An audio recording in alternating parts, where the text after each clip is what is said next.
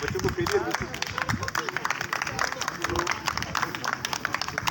Very nice चलो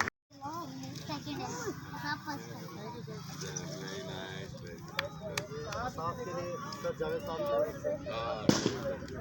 साफ साफ के लिए ये मेरी तरफ से गिफ्ट है वेरी नाइस बिस्मिल्लाहिर्रहमानिर्रहीम अस्सलाम वालेकुम डियर व्यूअर्स, कैसे हैं आप सब। मैं हूं नीम इकबाल और आप देख रहे हैं नीम इकबाल फिटनेस ट्रेनिंग। तो दोस्तों, जो जिम जाए बगैर अपना फ़ैट लॉस करना चाहते हैं वो मेरी वीडियोस को ध्यान से देखा करें।